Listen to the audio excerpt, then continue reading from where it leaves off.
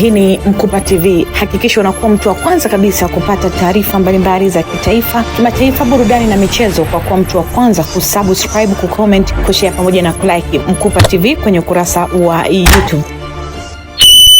Mapinduzi Taifa kumpongeza Mheshimiwa Dr. Samia Suluhu Hassan, Rais wa Jamhuri ya Muungano wa Tanzania na mwenyekiti wa Chama cha Mapinduzi, na Mheshimiwa Dr. Hussein Ali Hassan Mwinyi, Rais wa Zanzibar na mwenyekiti wa Baraza la Mapinduzi ambaye pia ni makamu mwenyekiti wa Chama cha Mapinduzi.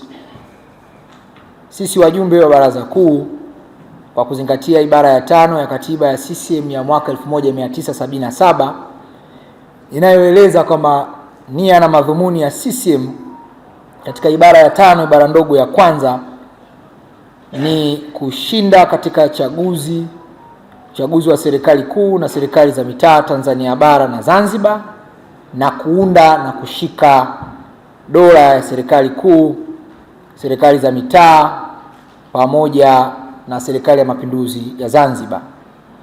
Baraza Kuu linaunga mkono kwa dhati jitihada za serikali zote mbili, serikali ya Jamhuri ya Muungano na serikali ya Mapinduzi ya Zanzibar, za kuhimiza amani, mshikamano na umoja wa taifa letu ili kuleta maendeleo endelevu.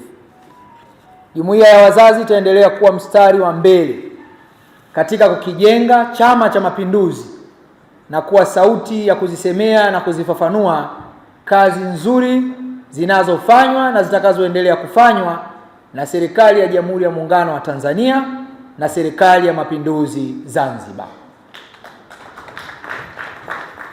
Tamko hili limetolewa leo tarehe 17 mwezi wa kwanza na wajumbe wa Baraza Kuu la Wazazi Taifa.